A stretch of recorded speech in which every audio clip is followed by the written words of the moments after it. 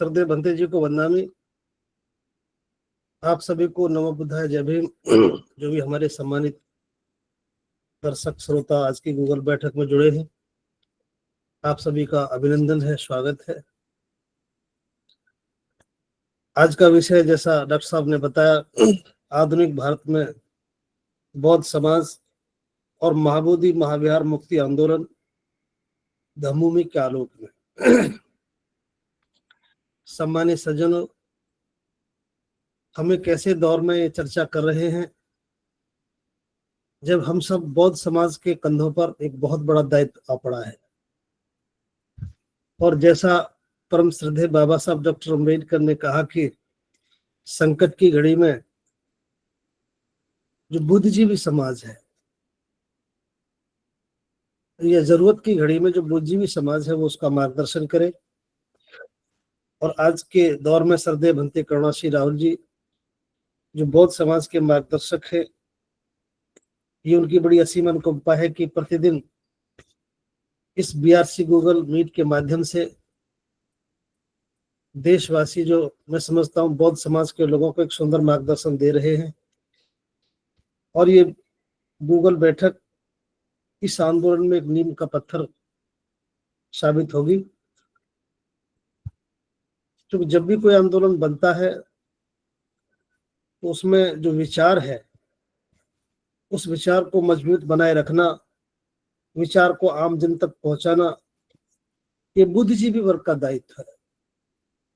आम जन पर इतना वक्त नहीं है या इतना उसका ज्यादा प्रभाव नहीं है कि इसमें कुछ निर्णय ले सके। वो तो जो प्रबुद्ध लोग हैं, बुद्धिजीवी लोग हैं, उनके दिए हुए मार्गदर्शन पर काम करता है।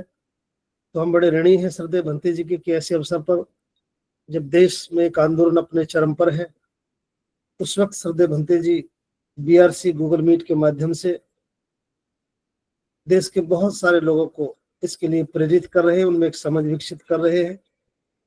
आज का जो विषय है वो उसी संदर्भ में है। और इस विषय का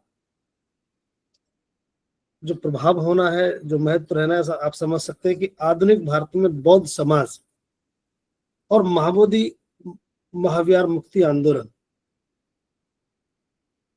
सामान्य सज्जनों, दुनिया में जब भी किसी को ज्ञान प्राप्ति का अवसर मिलता है,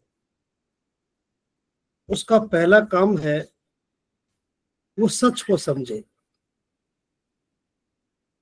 और ये हमारे साथ हुआ। हजारों साल से जो तबका अविद्या के अंधकार में जी रहा था, उसे जैसे ही ज्ञान प्राप्ति का अवसर मिला, जैसे ही उसके लिए ज्ञान के दरवाजे खुले, जैसे ही उसके हजारों साल के अंधेरे में शिक्षा का चिराग जला, तो इस ज्ञान प्राप्ति का पहला दायित्व सच को समझना होता है। और सच समझने का कार्य प्रारंभ हो गया।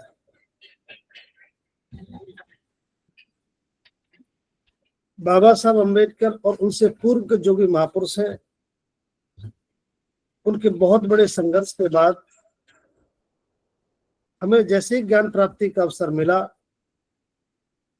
तो ज्ञान प्राप्ति के बाद जो पहला कार्य होना है वो सच को समझना है। क्या सच है और क्या झूठ है, क्या सही है, क्या गलत है, क्या हित में है और क्या अहित में है। ज्ञान प्राप्ति के बाद जो पहला दायित्व है ज्ञान का, वो यही है।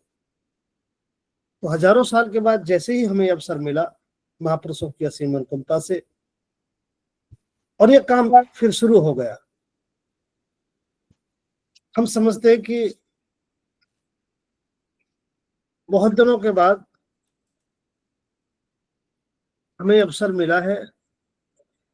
इसकी एक लंबी कहानी है, फिर भी मैं कहूंगा कि हमें जैसे ज्ञान प्राप्ति का अवसर मिला है, तो हमने ठीक समझना, हित और अहित को समझना, अच्छे और बुरे को जानना, मित्र और अप्रिय मित्रों के बीच में भेद करना, ये जैसे ही शुरू हुआ तभी से मूवमेंट बनना प्रारंभ हो गए। और भारत के संदर्भ में कहें तो यह सभ्यताओं का संघर्ष रहा है। ये तो दुनिया का चलन है, लेकिन भारत के संदर्भ में हम बात कर रहे हैं। यह एक लंबे समय से हम देख रहे हैं कि सभ्यताओं को स्थापित रहने के लिए, अपने अस्तित्व के लिए एक बहुत लंबा संघर्ष है, और अपनी अपनी सभ्यताओं को बनाए रखने के लिए, उनके अस्तित्व को जिंदा रखने के लिए, इसके लिए जो भी करना पड़ा है लोगों ने किया है।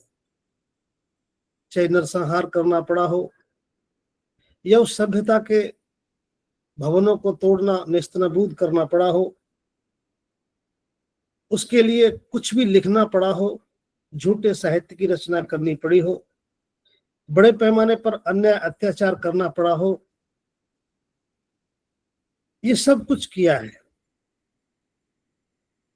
ये सभ्यताओं का एक चरित्र है।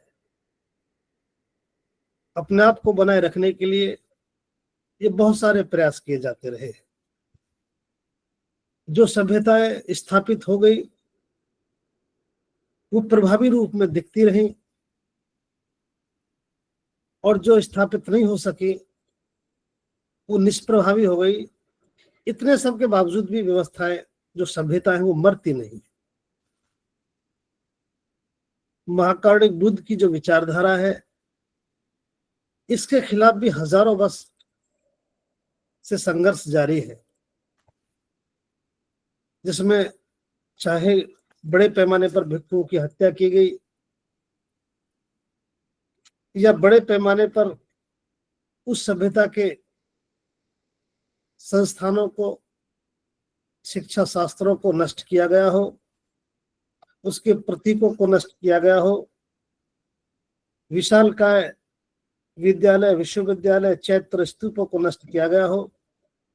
इतना सब करने के बाद भी वो व्यवस्था आज भी हमारे बीच में जिंदा है। अपने आप को बनाए रखने के लिए कितना संघर्ष इस व्यवस्था ने किया होगा, या कितने मजबूती से व्यवस्था स्थापित रही होगी, आप समझ सकते हैं। दुनिया को ज्ञान का केंद्र समझे जाने वाले संस्थान जैसे तक्षशिला, नालंदा, जहां सारी दुनिया उन्हें ज्ञान के लिए जानती थी, जो बहुत ही भव्य और विशाल थी, उन सबको भी नष्ट कर डाला, इस मकसद से कि अमुक व्यवस्था खत्म हो जाए और अमुक व्यवस्था बनी रहे। ये तो भला हो सम्राट अशोक का, जिनके अथक प्रयासों से कांस्य शिलालेख, ये स्तूप ना बने होते तो परम सम्मानित बाबा साहब अम्बेडकर और हम सबको धर्म की पुनर्स्थापना का अवसर भी नहीं मिलता। क्योंकि इन व्यवस्थाओं को नष्ट करने से आप समझ सकते हैं कि चाहे वो शिक्षण संस्थान थे, ज्ञान का केंद्र थे, उनके नष्ट होने से न केवल एक सभ्यता निष्प्रभावी हुई, बल्कि दुनिया के अनंत लोगों को ज्ञान से वंचित रहना पड़ा।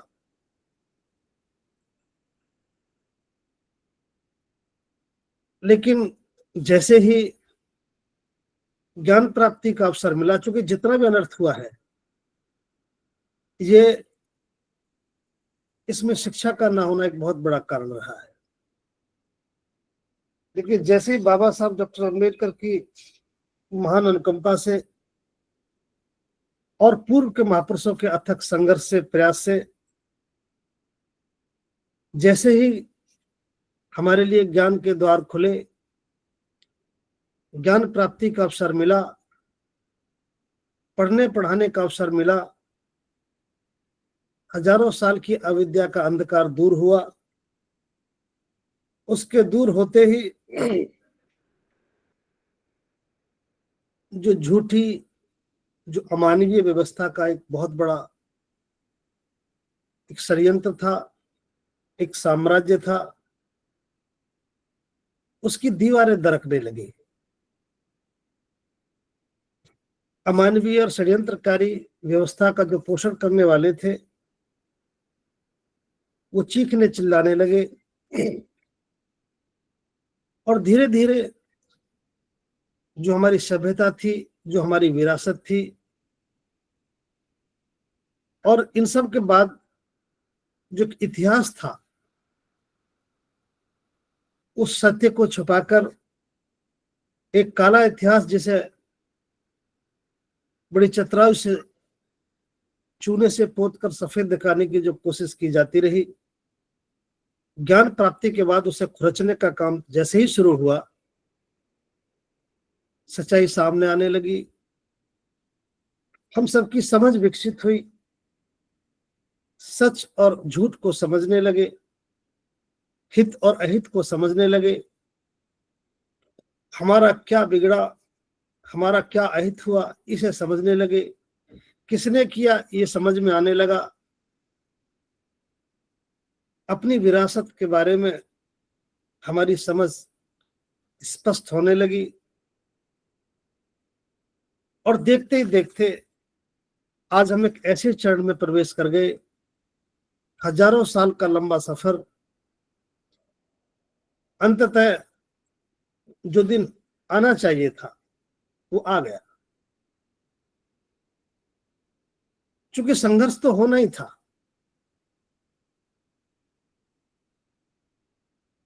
सभ्यताओं का संघर्ष बहुत दिनों तक चलता रहता है। तो आज हम एक ऐसे दौर में, एक लंबी दास्तां मैंने संक्षिप्त में आपके सामने रखी है, हजारों साल पुरानी, क्योंकि जैसे ही हमारे लिए शिक्षा के द्वार खुले तो ये दौर शुरू हो गया। अंततः ये संघर्ष तो होना ही था, इसकी शुरुआत कहां से होनी थी ये आज तय हुआ है। भले ही महापुरुषों ने इसके बारे में कहा, तो मैं इस आंदोलन के बारे में बताने से पहले, यहां तक पहुंचने से पहले, मैं बाबा साहब अम्बेडकर का एक कथन आपके सामने रख रहा हूं। जैसे ही बाबा साहब डॉक्टर अम्बेडकर ने बौद्ध धर्म स्वीकार किया, ये दुनिया की सबसे बड़ी घटना है, संसार की सबसे बड़ी घटना है।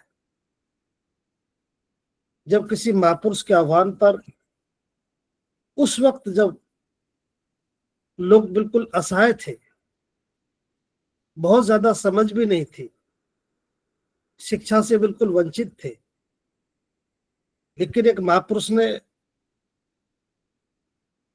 उनके कल्याण के लिए जो आवाज दी, बस वो बहुत ज्यादा कुछ समझ सके या नहीं समझ सके, उन्हें अपने नेतृत्व पर इतना अटूट भरोसा था। बाबा साहब अम्बेडकर की एक आवाज पर जब लगभग 14-15 लाख लोग इस धार्मिक परिवर्तन के लिए नागपुर में इकट्ठा हुए और अंततः 14 अक्टूबर 1956 को दीक्षित हुए, 15 अक्टूबर को बाबा साहब अम्बेडकर ने इतने लाख लोगों को दीक्षा दी। ये सब हो जाने के बाद जब एक चमत्कार जैसा था, लोग विश्वास नहीं कर रहे थे, एक ऐसी घटना घट गई जो कभी कल्पनाओं में नहीं थी। पूरी दुनिया एक ऐसे समाज को रूपांतरित होते हुए देख रही थी, इसके बारे में किसी ने सोचा भी नहीं था। लेकिन भूखे पेट हजारों मील दूर अपने मार्गदर्शक पर इतना अटूट विश्वास और इतनी बड़ी संख्या में किसी व्यवस्था को ठुकरा देना और अपने महापुरुष के साथ खड़े हो जाना, ये देश और दुनिया में एक अद्भुत घटना है, इसका बिरला ही उदाहरण है। तो जैसे ही धर्मांतरण हुआ, लोग बुद्ध की शरण चले गए, तो पत्रकारों ने बाबा साहब अम्बेडकर से पूछा कि बाबा साहब अम्बेडकर, जब से आपने धर्मांतरण की घोषणा की, तो दुनिया के सबसे बड़े धर्म के लोग, जिनका पूरी दुनिया में एक बड़ा साम्राज्य है, ईसाइयों ने आपसे ईसाइयत में जाने के लिए कहा, मुसलमान इस्लाम को मानने वाले लोगों ने मुसलमान बनने के लिए कहा, सिख धर्म के अनुयायियों ने सिख धर्म के लिए आपको आमंत्रित किया। ये सारे धर्म हरे भरे थे, खुशहाल थे, जो पूरी दुनिया में दिखाई देते हैं, लेकिन आपने एक ऐसे धर्म का चुनाव किया उसकी तो देश में कोई पहचान भी नहीं है। उसकी तो कह सकते हैं कि एक वृक्ष के रूप में जब वर्णन किया तो कहा कि बुद्ध धर्म तो ऐसा है जिसकी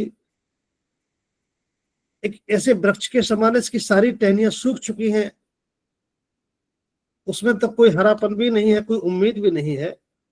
आपने ऐसे धर्म को चुना, इसके पीछे क्या वजह थी? आपका गरीब समाज है, अभाव में जीने वाला समाज है। आप इसकी उन्नति के लिए, इसकी प्रगति के लिए, इसके कल्याण के लिए ऐसे धर्मों का चयन करते हैं जो वर्तमान में अस्तित्व में है। ये सवाल पत्रकार बंधुओं ने बाबा साहब अम्बेडकर से तब किया जब वो लाखों लोगों के साथ बुद्ध की शरण ग्रहण कर चुके थे। आप देखिए, तब बाबा साहब अम्बेडकर ने जवाब दिया। एक लंबे अध्ययन करने के बाद दुनिया के सर्वश्रेष्ठ विद्वान बाबा साहब डॉक्टर अम्बेडकर ने उन पत्रकार बंधुओं से कहा, हाँ मैं जानता हूं वर्तमान में भारत में बौद्ध धर्म रूपी वृक्ष की सभी शाखाएं सूखी हुई है, एक भी पत्ता हरा नजर नहीं आता। लेकिन मैं देख रहा हूं, मैं इसकी गहरी जड़ों को देख रहा हूं जो पूरी तरह हरी भरी है। बस अनुकूल वातावरण या अनुकूल परिस्थिति होने पर हरी शाखाएं एक दिन पूरे वृक्ष का रूप धारण करेंगी और उस वृक्ष की सारी टहनियां हरी भरी होंगी। ऐसा मेरा अटूट विश्वास है। मैंने पूरे 21 वर्ष के अध्ययन के बाद ये निर्णय लिया है। एक महापुरुष की दूरदृष्टि का इससे बेहतरीन उदाहरण क्या हो सकता है? एक ऐसा वक्त जब रोटी की समस्या थी, सामाजिक सुरक्षा की समस्या थी, सर ढकने के लिए एक घर की समस्या थी, इन तमाम अभावों के रहने के बावजूद बाबा साहब डॉक्टर अम्बेडकर सैकड़ों साल दूर सोच रहे थे। उनकी दूरदृष्टि का इससे बेहतरीन उदाहरण क्या हो सकता है? और वो पत्रकार निरुत्तर हुए। बाबा साहब अम्बेडकर ने बुद्ध धर्म पर कितना अटूट भरोसा जताया, जब कोई कल्पना भी नहीं कर सकता था। उस वक्त बाबा साहब अम्बेडकर बुद्ध धर्म के हरे होने की संभावनाओं पर इतना भरोसा कर रहे थे। उनका मूल्यांकन, उनकी दूरदृष्टि, कल्याण की भावना अद्भुत है। तो बाबा साहब अम्बेडकर ने सन 56 में, यानी आज से 7 दशक पहले जब ये बात कही, और ये तब कही, बाबा साहब अम्बेडकर की घोषणा करने के तत्काल बाद ही निजाम हैदराबादी ने कहा कि हम आपको 5 करोड़ रुपए देंगे, डॉक्टर बाबा साहब अम्बेडकर आप इस्लाम कबूल करें। ईसाई धर्म के अनुयायियों ने एक बड़ी रियासत और विरासत देने के लिए कहा। सिख समाज के धर्मावलंबियों ने भी बाबा साहब डॉक्टर अम्बेडकर को बहुत बड़ा प्रलोभन दिया। तमाम अभाव से जूझने वाला महापुरुष, जिसके दरवाजे पर तमाम ताकतें और दौलत टकराती रही और सर मारकर लौट गई, बाबा साहब अम्बेडकर हमारे कल्याण का मार्ग देख रहे थे। उनकी समझ में न किसी का प्रलोभन आया, न दौलत आई। भले ही देर सही, लेकिन वो हमारे कल्याण का एक सही मार्ग उन्होंने चयन किया। ये बाबा साहब अम्बेडकर का 7 दशक पुराना स्टेटमेंट मैं आपके सामने रख रहा हूं। ये बाबा साहब अम्बेडकर का कथन है। और यही सोचकर बाबा साहब अम्बेडकर का एक चीज और मैं आपके सामने रख रहा हूं। जब बाबा साहब अम्बेडकर ने ये कहा तो तभी एक बात और कही, मैं जानता हूं मेरा समाज जब अपने अस्तित्व के लिए आंदोलित होगा, व्यवस्था निर्माण के लिए उठ खड़ा होगा, इसे अपनी पृथक पहचान बनानी होगी, तब इसे भी एक मानक ग्रंथ की जरूरत होगी। आप कल्पना करिए, जाति के टुकड़ों टुकड़ों में बटा समाज, हजारों जातियों में बटा समाज, जिसका कोई अस्तित्व नहीं था। आज से 7 दशक पहले वो सोच रहे हैं कि मैं जानता हूं, जब ये समाज अपनी पृथक पहचान के लिए खड़ा होगा, अपने अस्तित्व और व्यवस्था निर्माण के लिए खड़ा होगा, तो इसे एक मानक ग्रंथ की जरूरत होगी। जैसे ईसाइयों के पास उनकी बाइबल, मुस्लिम समाज के पास कुरान, सिख समाज के पास उनका गुरु ग्रंथ साहब, हिंदुओं के पास उनकी गीता कुरान। बाबा साहब अम्बेडकर ने जब ये सोचा, और न केवल सोचा बल्कि बुद्ध और उनका धम्म लिख दिया, यह किसी की कल्पना में भी नहीं था। इतनी दूर की सोचना, समाज पर इतना भरोसा करना, यह बहुत अद्भुत डिसीजन था। तो मैं दोनों निर्णयों के संदर्भ में आपसे कह रहा हूं।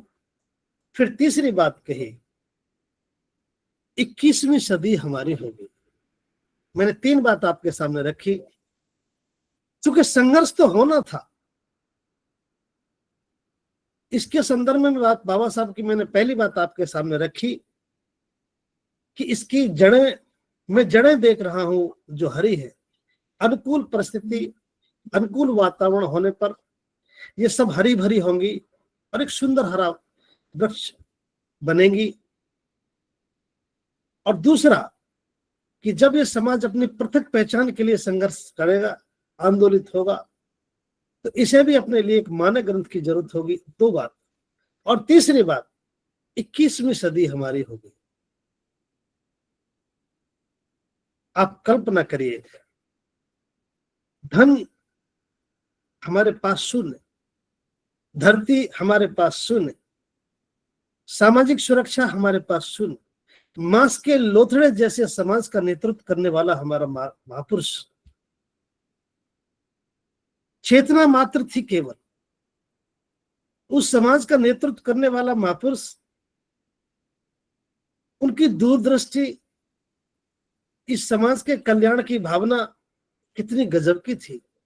उनकी पैमाइश, उनकी नापतोल, उनकी गणना करने का अंदाज कितना अद्भुत था। आप तीनों घटनाओं से आप पता कर सकते हैं, समझ सकते हैं। और अंततः बाबा साहब डॉक्टर अम्बेडकर की तीनों बात आज हमारे सामने है। आज 7 दशक हुए हैं बाबा साहब को हमारे बीच में से जाते हुए, और इससे जाने के बाद ही,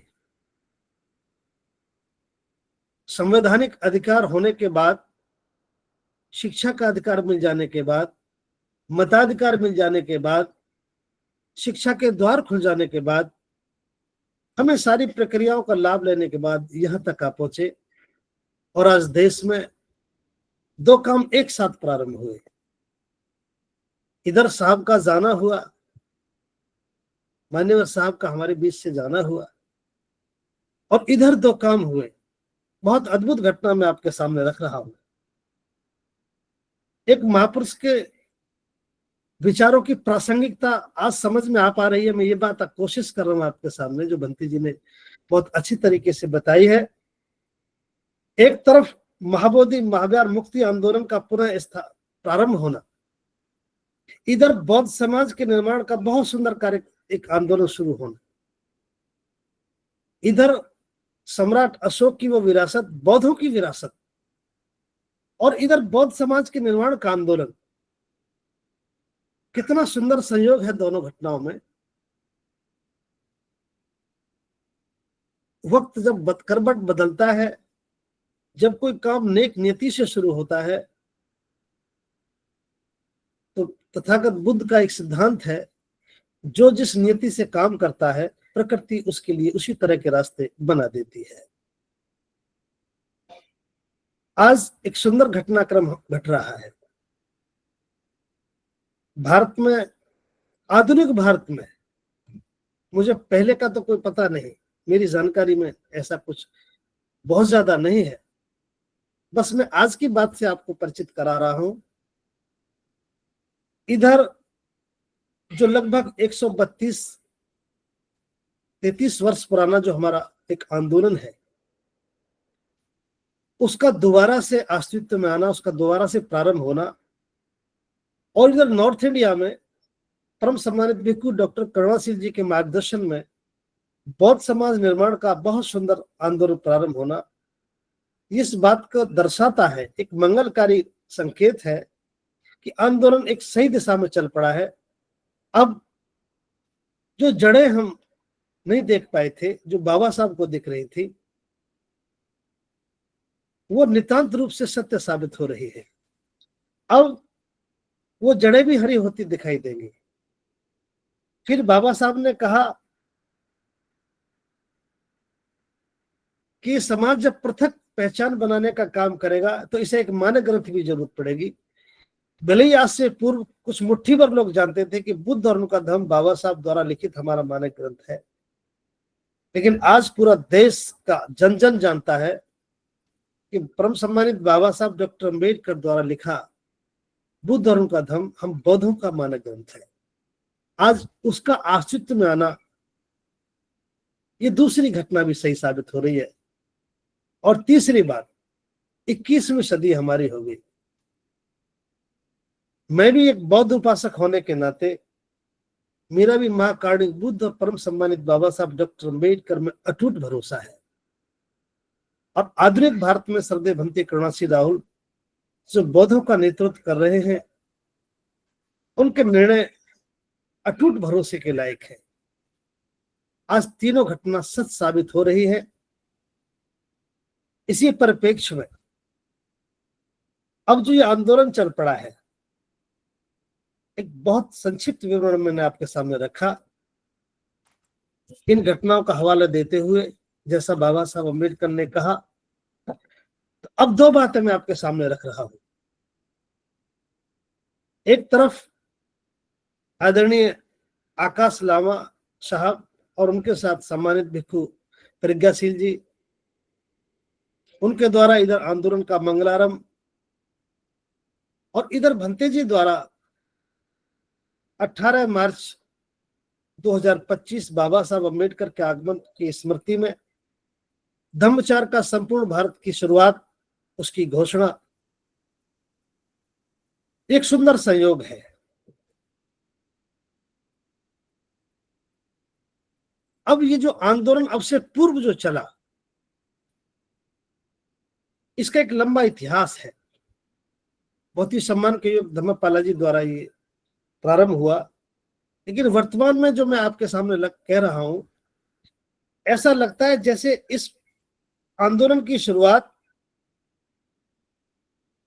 और वर्तमान में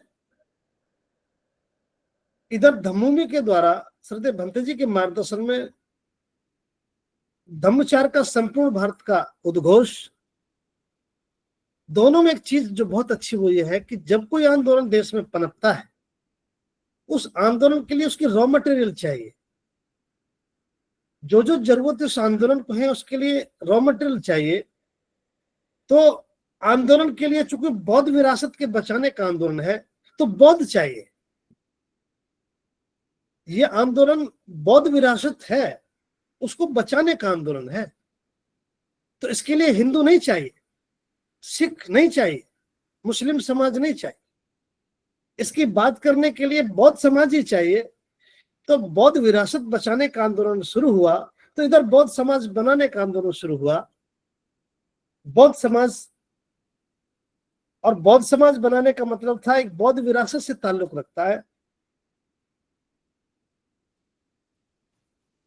इसके वारिस जो बनने का काम होगा, कौन इसका वारिस है? बौद्ध समाज इसका वारिस है। और बौद्ध समाज ही नहीं है तो इस विरासत के लिए वारिस होने का हक किसका है? तो इधर दोनों चीज बन रही है। बौद्ध समाज बन रहा है जो बौद्ध विरासत के लिए संघर्ष करेगा, इस संघर्ष के लिए जिसकी जरूरत पड़ेगी, और इसके वारिस तो बौद्ध ही होंगे। अब जो वर्तमान में थोड़ा गंभीर बात जो मैं आपके संज्ञान में लाना चाह रहा हूं, 12 फरवरी से पहले जो आंदोलन हुआ, चाहे वो बहुत ही सम्मान के योग्य आदरणीय धम्मपाला जी के द्वारा प्रारंभ हुआ, यह आधुनिक भारत में सम्मानित भदंत सुराई ससाई नागार्जुन जी द्वारा शुरू हुआ, और अनंत लोग उसमें शामिल रहे होंगे। उसकी असफलता के जो भी कारण रहे हों, वो कारण बहुत हो सकते हैं, लेकिन मैं 2-3 कारण आपके सामने रख रहा हूं जिनका आज अध्ययन किया गया। उनमें पहला जो कारण है वो महत्वपूर्ण कारण है,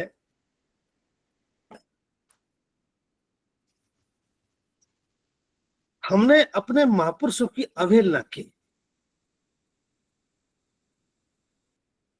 और महापुरुषों की अवहेलना का परिणाम, ये दुष्परिणाम ये रहा कि हम इस आंदोलन में परास्त हुए, उस विरासत को नहीं बचा सके। मैं एक एग्जाम्पल आपके सामने रख रहा हूं। इस भारत में अशोक पहले से सम्राट थे, बुद्ध की शरण में जाने से पहले वो सम्राट ही थे, लेकिन महान सम्राट अशोक, प्रियदर्शी और जितनी भी उपलब्धियां हैं, ये बुद्ध की शरण में जाने के बाद उनको मिले। अगर सम्राट अशोक ने अपने अंतःकरण पर विजय प्राप्त की, बुद्ध की शरणागत हुए, बुद्ध के दिशा निर्देशों पर, बुद्ध की शिक्षाओं पर, बुद्ध के सिद्धांतों का अनुपालन किया, तो पूरी दुनिया में धर्म का साम्राज्य स्थापित हुआ। अगर सम्राट अशोक ने महाकारुणिक बुद्ध को अपना आदर्श माना, अपना शास्त्र स्वीकार किया, तो महाकारुणिक बुद्ध की शिक्षा और सिद्धांतों पर अमल किया, तो तमाम दुनिया में धर्म का साम्राज्य विस्तार पाया और एक बड़ा काम हुआ। सम्राट अशोक महान सम्राट अशोक बने, चक्रवर्ती बने, प्रियदर्शी बने, जितने अलंकार मिले उनको उसके बाद ही मिले। वर्तमान में देखें तो ज्योतिबा फुले साहब ने भी अपने महापुरुषों का अनुपालन करते हुए जब समस्या को ठीक से समझा, तो उन्होंने भी इसी सूत्र को पाया, विद्या बिन मति गई, मति बिन नीति गई, नीति बिन गति गई, गति बिन धन गया, धन के बिना समाज दरिद्र हुआ, और इतना बड़ा अनर्थ अविद्या के कारण हुआ। ये सारा का सारा जो सिद्धांत प्रतिपादित किया, ये भी ज्योतिबा फुले साहब ने महापुरुषों का अनुपालन करते हुए, समझ ठीक करते हुए ये काम किया। तो हमारी दुनिया में शिक्षा का चिराग उन्हीं के अथक प्रयासों से जला। अविद्या अगर नष्ट हुई, अविद्या का अंधकार खत्म हुआ, तो इसका श्रेय ज्योतिबा फुले साहब को जाता। उन्होंने भी महापुरुषों की शिक्षा सिद्धांतों का अनुपालन किया। इधर हम बाबा साहब के बारे में सोचते हैं, तो बाबा साहब डॉक्टर अंबेडकर ने भी ज्योतिबा फुले साहब को अपना आदर्श माना, अपना गुरु माना, अपना मार्गदर्शक माना। तो बाबा साहब अंबेडकर ने भी उनका अनुपालन किया, और उसका परिणाम यह हुआ कि हजारों साल पुरानी दास्ता से मुक्ति का हमें परिणाम मिला। हम 5000 साल पुरानी व्यवस्था से मुक्त हुए, हम देश के नागरिक बने, मताधिकार मिला, शिक्षा का अधिकार मिला, हम कुल मिलाकर एक इंसान बने। ये बाबा साहब अम्बेडकर तब हमें सब कुछ कर सके जब उन्होंने महाकारुणिक बुद्ध से लेकर ज्योतिबा साहब को अपना आदर्श माना, उनका अनुपालन किया। और आज बाबा साहब डॉक्टर अंबेडकर को अपना आदर्श मानकर साहब काशीराम साहब ने हमारा बहुत बड़ा कल्याण किया। मैं छोटी सी श्रृंखला इसलिए बता रहा हूं कि महापुरुषों में, पूर्व के महापुरुषों को स्वीकार करने की जो परंपरा रही, ये सभी इसलिए महान कार्य कर सके, ये इसलिए सफल रहे, इन्होंने महापुरुषों के शिक्षा और सिद्धांतों को स्वीकार किया, सूत्रों का अनुपालन किया, और ऐसे सूत्र गढ़े। आज ये अगर हम खो चुके हैं, अगर आज हमारा सब कुछ लुटा पिटा है, तो इनमें पहला प्रमुख कारण है हमने महापुरुषों की अवहेलना की। पहला बिंदु, अगर इनकी अवहेलना करने का मैं पहला काम बता रहा हूं, अब से पूर्व के जो भी आंदोलन हुए हैं उनमें सबसे बड़ा जो नकारात्मक कार्य रहा वो ये रहा, पहला संघर्ष हिंदू बनकर रहा। ये विरासत बौद्धों की थी, ये संघर्ष बौद्धों के लिए था, हिंदुओं से तो मुखालफत करनी थी। अब हम भी हिंदू बने रहे और हिंदुओं से संघर्ष करते रहे, परिणाम शून्य रहा। दूसरी एक बहुत बड़ी कमी हमारे साथ थी, जो भी हमारा नेतृत्व था उसकी देशव्यापी स्वीकार्यता नहीं बन पाई, आम जनता तक उसकी स्वीकार्यता नहीं बन पाई। उसका दायरा स्वीकार्यता का तो था, लेकिन दायरा छोटा था और हमारे पास कोई कोड ऑफ कंडक्ट भी नहीं था।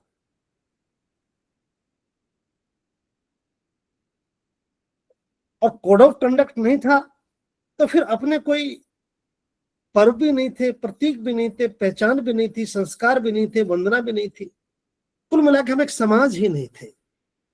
आप समझ सकते हैं ये कितना बड़ा दुर्संयोग था कि हम बौद्ध विरासत के लिए संघर्ष कर रहे हैं और हम बौद्ध नहीं है, हमारा नेतृत्व बौद्ध नहीं है। हम हिंदू बने रहकर या अमुक जाति के व्यक्ति बने रहकर संघर्ष को करते रहे, ये विफलता का मूल कारण रहा। लेकिन आज मैं बड़े हर्ष के साथ ये बात बता रहा हूं, वर्तमान में जिस काम को आदरणीय आकाश लामा जी, भिक्खू बदंत प्रज्ञाशील जी और जिन्होंने शुरू किया है, उसके बाद इसकी अगुवाई में सरदेव भंते जी का जो आगमन हुआ है, अब जो कार्य हुआ उसमें सकारात्मक जो बात बता रहा हूं, क्योंकि वो पहले हिंदू बनकर संघर्ष हुआ, लड़े हम, लेकिन इधर बौद्ध विरासत के लिए बौद्ध समाज का एक आंदोलन देश में बन पड़ा है और चल पड़ा है। ऐसा लगता है जैसे महाबोधि महाव्यार का आंदोलन इस नारे के इंतजार में था। इधर देश में एक नारा लगा, मैं बौद्ध हूं, जाति से मुक्त हूं, बौद्ध मेरा समाज है। इधर एक आंदोलन शुरू हुआ, जैसे बौद्ध विरासत संभवतः इस नारे का इंतजार कर रही थी, वो बौद्धों का इंतजार कर रही थी, वो बौद्धों की विरासत है। एक ऐसा स्थल जहां महाकारुणिक बुद्ध को ज्ञान की प्राप्ति हुई, बौद्धों के लिए इससे पवित्र स्थान कौन सा हो सकता है। न केवल भारत के बौद्धों के लिए बल्कि दुनिया में जहां भी बुद्ध महाकारुणिक बुद्ध के अनुयायी रहते हैं उन सब के लिए इससे बेहतर और पावन जगह कोई नहीं हो सकती। लेकिन भारत के संदर्भ में वो बिल्कुल निरीह है, असहाय सी रही। तथागत की असीम अनुकंपा, महापुरुषों के संघर्ष का बहुत सुंदर परिणाम इधर एक भिक्खु के रूप में, एक स्वीकार नेतृत्व के रूप में, एक ऐसे भिक्खु जो देश के 22 से ज्यादा राज्यों में अपने अथक प्रयास से बुद्ध की शिक्षा और सिद्धांतों को बड़े पैमाने पर रख रहे हैं। उनकी धम्म देशनाओं से सारा देश आंदोलित है, उनकी स्वीकारता बड़े पैमाने पर है। ये उन्हीं का अथक प्रयास है कि उन्होंने जब बाबा साहब अम्बेडकर को अपना आदर्श माना, महाकारुणिक बुद्ध को अपना शास्त्र स्वीकार किया, तो बौद्ध समाज की स्थापना से कार्यक्रम का मंगलारंभ हुआ। बुद्ध और उनके धर्म को इसका आधार मानकर काम शुरू हुआ और बौद्ध समाज के निर्माण के लिए जब आचार संहिता की घोषणा हुई और तब एक नारा इस देश में उठा, मैं बौद्ध हूं, जाति से मुक्त हूं, बौद्ध मेरा समाज है। इस नारे में एक ललकार है, विरासत के लिए एक आवाज है। लगा कि ये आवाज जयपुर से प्रारंभ हुई, उसकी स्वीकारता उत्तर प्रदेश के गौतम बुद्ध विश्वविद्यालय जिला गौतम बुद्ध नगर में स्वीकारता हुई और इस आवाज की गूंज अपनी धरोहर सम्राट अशोक की विरासत, देश और दुनिया के बौद्धों की विरासत में जाकर गूंजी और एक सुंदर आंदोलन प्रारंभ हुआ। ये किसी आंदोलन की विजय गाथा लिखने के लिए बहुत पर्याप्त है, एक अच्छा लक्षण है। ये मैंने इसलिए बात आपको बताई कि ये जो कुछ घटनाक्रम हो रहा है सही वक्त पर हो रहा है। इसके पीछे महापुरुषों का एक पैमाइश, एक नापतोल है, उनकी घोषणाएं हैं। 21वीं सदी हमारी होगी, बाबा साहब जैसा महापुरुष कोई आसानी से नहीं कह सकते। जरूर उनके पास इसकी गणना करने का कोई बुनियादी आधार रहा होगा। इसके बीच में मान्यवर साहब काशीराम इसी कड़ी का हिस्सा है। इस आंदोलन को यहां तक लाने में उनकी बड़ी भूमिका है। भले ही लोग उसे एक राजनीतिक दृष्टि से देख रहे हो, लेकिन मैं तो एक बौद्धिस्ट होकर इस बात को मान रहा हूं। मान्यवर साहब काशीराम साहब के द्वारा महापुरुषों की स्मृति में बनाए गए स्मारक स्थल निश्चित रूप से इस व्यवस्था निर्माण का अभिन्न अंग है। बीआरसी की स्थापना करने का मकसद माकाणिक बुद्ध के शरण में जाने का घोषणा करने का एक मकसद, यह बाबा साहब अम्बेडकर की बात को पूरा करने का ही एक बहुत बड़ा आंदोलन था, और उन्होंने ऐसा किया। तो यहां तक मैं आपको ये बात करने में, यहां तक लाने में मेरा प्रयास ये रहा कि अब जो कुछ घटित हो रहा है ये बहुत सुंदर हो रहा है। दूसरा, इस महाबोधि महाविहार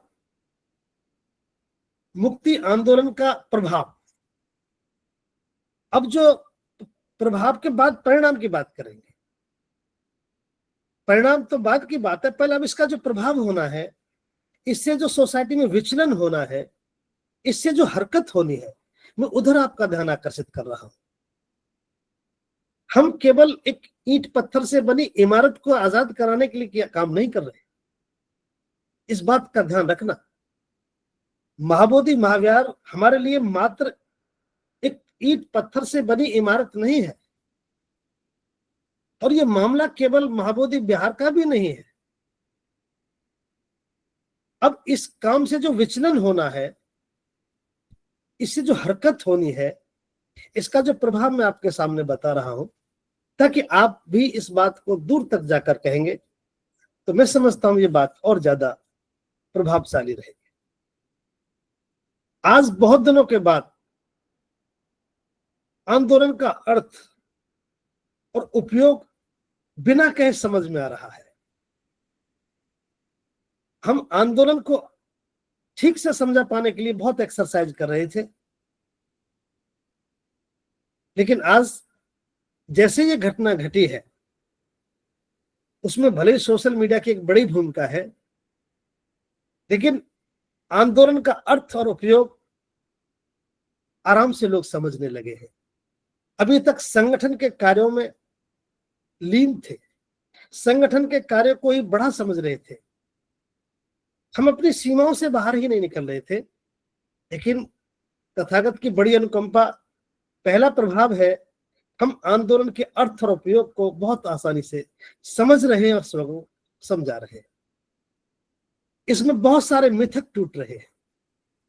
जैसे लोग केवल संगठनों के काम को ही अपना एक अंतिम लक्ष्य समझ रहे थे, यहां तक कि राजनीतिक सत्ता को भी वो अंतिम बात समझ रहे थे। लेकिन इस आंदोलन ने व्यवस्था निर्माण की बात को महत्व दिया। लोग समझने लगे कि सत्ता से भी पहले इस व्यवस्था निर्माण की जरूरत है, जो व्यवस्था किसी भी सत्ता की मां है। व्यवस्थाएं की कोख में सत्ताएं पलती है, ये बात अब लोग कहने लगेंगे और कह रहे हैं। दूसरा प्रभाव, जो हरकतें मैं बता रहा हूं आपकी समझ में, अभी प्रभाव नहीं, परिणाम नहीं। परिणाम क्या होगा ये बाद में बताएंगे, पहले इसके प्रभाव आप समझें। अपनी विरासत और पुरखों पर गर्व होने लगा है। अभी हम संकुचित दायरे में थे, संकोच करते थे, बहुत लोगों को पता ही नहीं था कि हमारी कितनी बड़ी विरासत है। न केवल आज महाबोधि विहार पर चर्चा हो रही है, बल्कि बौद्ध विरासत पर चर्चा हो रही है। जैसे ही बौद्ध विरासत कहते हैं, तो फिर पूरा भारत हमारी समझ में आने लगता है।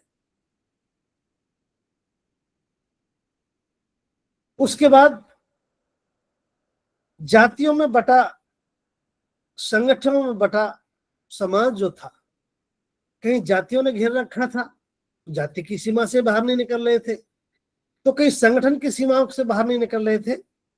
लेकिन आज जाकर देखिए बोध गया में, जो लोग नहीं गए वो जाकर देखें, सोशल मीडिया पर देखें, जो लोग संगठनों के प्रमुख थे आज संगठनों की सीमा और जाति से बाहर निकलकर लोग अपनी भागीदारी कर रहे हैं, एक साथ आने लगे हैं। विश्व बरादरी में अब इसकी तरफ ध्यान आकर्षित हो रहा है। असली और नकली में अब फर्क होने वाला है, और असली नकली में फर्क नजर आते ही जो लूट मची है, ये लूट जो मच रही थी वो प्रभावित हो रही है। महाकाणी बुद्ध के नाम पर, बौद्ध होने के नाम पर, बौद्ध भिक्षु होने के नाम पर जो फर्जीवाड़ा था, दुनिया की नजर में जो हम कहते थे हम बुद्ध की धरती से आए, हम बौद्ध हैं, आज ये सब प्रभावित होने वाले हैं, इनका खुलासा होने वाला है, ये नंगे होने वाले हैं। ये कहेंगे कि जब अब बौद्ध विरासत के लोग हैं और बुद्ध की धरती से आए तो फिर झगड़ा किस बात का है। अब विश्व बिरादरी में आपका एक ध्यान आकर्षित होने वाला है, असली और नकली में भेद होने वाला है। अब सम्मान, अब जो संघर्ष है, ये संघर्ष मान, सम्मान, स्वाभिमान की तरफ बढ़ रहा है। मैं आपसे पूरी निष्ठा और ईमानदारी के साथ बात रख रहा हूं। अभी तक जो लोग सत्ता को प्राथमिकता दे रहे थे, अभी तक जो लोग अपने संगठन के कार्यों को प्राथमिकता दे रहे थे, जिनको हम समझाने में असमर्थ हो रहे थे कि मामला हमारा सत्ता और संगठनों का नहीं है केवल, बल्कि ये काम तो हमें गिफ्ट में मिलने वाला है। हमारा मूवमेंट तो मान, सम्मान, स्वाभिमान से प्रारंभ हुआ था। जो मूवमेंट मान, सम्मान, स्वाभिमान का होता है, विरासत का होता है, धरोहर का होता है, इसके संघर्ष में ही ये सत्ताएं मिलती है। अब ये बात हमें समझाने की जरूरत कम पड़ेगी। अब हर आदमी मान की बात कर रहा है, सम्मान की बात कर रहा है, स्वाभिमान की बात कर रहा है, सम्राट अशोक को याद कर रहा है, बुद्ध की विरासत की बात करने लगा है।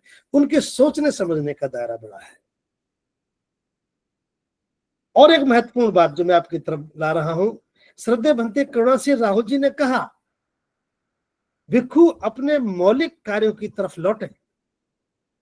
बुद्ध शासन में जो व्यवस्था थी, बुद्ध के बाद वो काम जो भिक्षुओं को करना था, ये आधुनिक भारत में जो श्रद्धेय भंते करुणासिंह जी ने जो आह्वान किया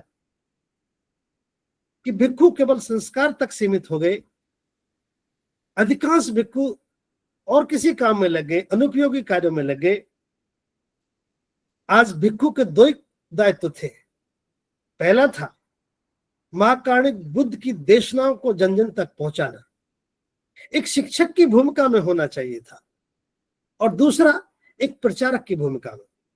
और मुझे देखते हुए अच्छा लग रहा है, आप बोध गया जाकर देख सकते हैं, जब से श्रद्धेय भंते करुणासिंह राहुल जी ने वहां जाकर मोर्चा संभाला है, आप देखिए वहां का प्रशासन कह रहा था कि यहाँ तो भिक्षु नहीं है। वहां के फर्जी भिक्षु कह रहे थे कि ये तो हमें फर्जी बता रहे थे। लेकिन आज जाकर देखिए, भिक्षुओं के हाथ में फावड़ा, भिक्षुओं के हाथ में झाड़ू, भिक्षुओं के हाथ में सफाई का पूरा काम, एक स्वावलंबन की पूरी तस्वीर वहां देख सकते हैं। भिक्षुओं ने एक प्रचारक की भूमिका निभाई, भिक्षुओं ने मोर्चा संभाला तो संघर्ष की भूमिका में उतरे। इस मूवमेंट में एक असली भिक्षु और सामनेरों को देखा जा सकता है। ये एक अच्छा उदाहरण आपको देखने को मिलेगा। वहां परम सम्मानित भंते करुणासिंह जी के मार्गदर्शन में सामनेरों ने, भिक्षुओं ने मोर्चा संभाला तो सारे मैदान में टेंट खड़ा कर दिया, साफ सफाई कर दी, कोई संकोच नहीं। भिक्षु इन कामों से दूर थे। एक भिक्षु प्रचारक की भूमिका में और एक संघर्ष की भूमिका में उतरा है। आज ये संघर्ष कासा सभ्यता का संघर्ष है, इसकी अगुवाई भिक्षु कर रहा है, और भिक्षु आप दिखाई दे रहे हैं।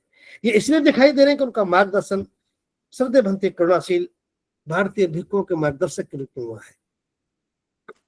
इतने तो मैंने प्रभाव आपके सामने रखे। वर्तमान में इतना प्रभाव जितना मैं देख सका हूं, समझ सका हूं वर्तमान में, ये वहां आपके सामने मैंने रखा। और दूसरा, आज हम इसे साबित करने का अवसर हमें मिला है कि हम बौद्ध हैं। आज हमें अवसर मिला है, देश के बौद्ध लोगों को अवसर मिला है, आज साबित करने का अवसर मिला है। हम अपनी विरासत के साथ खड़े होंगे तो हमें बौद्ध के रूप में देखेंगे। जो हमारे कहने से बौद्ध नहीं बन रहे थे, जो बाबा साहब डॉक्टर अम्बेडकर के कहने पर बौद्ध करने में शंका जाहिर कर रहे थे, आज वक्त ने फिर करवट बदली है, वक्त की जरूरत आ पड़ी है। अब बौद्ध लोग बनेंगे, अनिवार्यतः बौद्ध बनेंगे। हमें आज अपने आप को बौद्ध साबित करने में गर्व महसूस होगा, क्योंकि बौद्ध विरासत आपका इंतजार कर रही है, बौद्ध के रूप में और किसी रूप में भी नहीं। ये इतना विचलन आज हम देख रहे हैं, और मैं परिणाम की बात कर रहा हूं। अब आप परिणाम देखिए। धम्मभूमि के आलोक में ये सारी बात मैंने कही है। अब मैं परिणाम भी जो बता रहा हूं आपके सामने, भले ही ये परिणाम वक्त के गर्भ में है,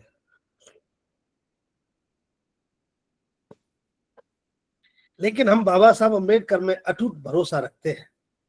बुद्धिस्ट व्यक्ति है, और हमारा मार्गदर्शन श्रद्धेय भंते करुणा सिंह दाऊ जी कर रहे हैं। इसका मैं परिणाम आपको बता रहा हूं। परिणाम तो हम विजय होंगे, ये विरासत हमें मिलेगी, इसके उत्तराधिकारी बौद्ध ही होंगे। ये किसी ने मुफ्त में नहीं दी है, इसकी कीमत चुकाई है, ये हमारे पुरखों ने बनाई है। हर कीमत पर ये हमारी ही है, हमारी ही रहेगी, हम इसे जीतेंगे। लेकिन बात यहीं तक नहीं है। परिणाम जो मैं आपको बताने वाला हूं, इसका परिणाम ये है कि महाबोधि महाविहार की मुक्ति का आंदोलन, ये महाबोधि महाविहार के नाम से प्रारंभ हो रहा है, लेकिन ये महाकारुणिक बुद्ध की विरासत का आंदोलन है। ये यही रुकने वाला नहीं है, ये हमारी धार्मिक आजादी का आंदोलन है, ये हमारी धार्मिक मुक्ति का आंदोलन है। आप ठीक वैसे ही समझे जैसे भारत की आजादी के लिए ब्रिटिश गवर्नमेंट के खिलाफ हमें आंदोलन चलाना पड़ा, ब्रिटानिया सरकार के खिलाफ ये आंदोलन चलाना पड़ा। ये ठीक वैसे ही धार्मिक मुक्ति का आंदोलन है। और कैसा आंदोलन है? इसमें विरासत मुक्त होनी है, और विरासत केवल एक महाबोधि महाविहार नहीं है, ये बुद्ध की धरती है।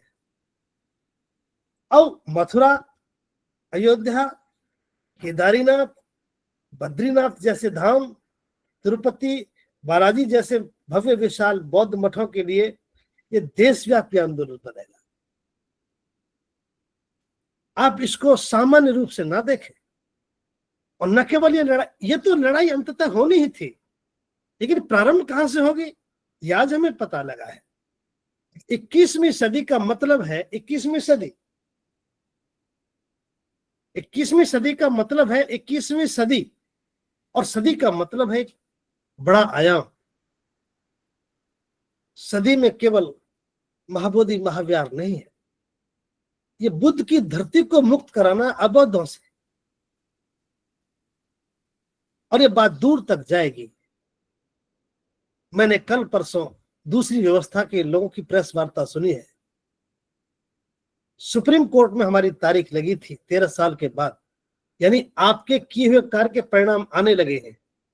देश की सर्वोच्च न्यायालय खटक रही है, और उस प्रेस कॉन्फ्रेंस में जो वो लोग दूसरी व्यवस्था के लोगों ने प्रेस कॉन्फ्रेंस की है, उनके चेहरे की भाव भंगिमा बता रही थी वो कितनी दहशत में थे, वो कितने असहज थे। और उन्होंने वही बात कही जो वो कह सकते थे। उन्होंने कहा कि ये विदेशी ताकतें हैं जो भारत में विघटन करना चाहती है, और इससे ज्यादा वो कह भी क्या सकते थे। अब विदेश की ताकत कहने का मतलब है हमारी बिरादरी, मेरा मतलब बौद्ध समाज, विश्व बिरादरी से मेरा आशय है कि पूरी दुनिया में जो बौद्ध समाज है, आज वो भी सोचेगा कि हमारी भूमिका क्या है। महाकारुणिक बुद्ध सीमाओं से परे है, तमाम दुनिया में उनके अनुयायी हैं। तो सामान्य साथी ये होगा इसका परिणाम। न केवल बोध गया का महाबोधि विहार मुक्त होना है, बल्कि अब तो मामला आर पार का होना है। हमारे पास नेतृत्व के रूप में श्रद्धेय भिक्खु डॉक्टर करुणा सिंह राव जी हैं। बौद्ध समाज निर्माण के रूप में धम्मभूमि श्रेष्ठ जीवन के लिए एक आंदोलन है। जीवन जीने के लिए हमारे पास आचार संहिता है। धर्म ग्रंथ के रूप में हमारे पास बुद्ध धर्म का धम्म है। ये सब विरासत अब हमारे पास है। एक रोड मैप हमारे पास है। हम इसके मालिक थे, वर्तमान में इसके लिए लड़ रहे हैं और हम इसकी विरासत के उत्तराधिकारी बनेंगे। महापुरुषों पर हमारा अटूट भरोसा है। यही इसका परिणाम होगा। आज बीआरसी के माध्यम से श्रद्धेय भंते करुणा सिंह जी के मार्गदर्शन के अनुसार मुझे आज आप लोगों ने बात रखने का अवसर दिया। आप सभी को नमो बुद्धाय, जय भीम। श्रद्धेय भंते जी को वंदनामि। नमो बुद्धाय।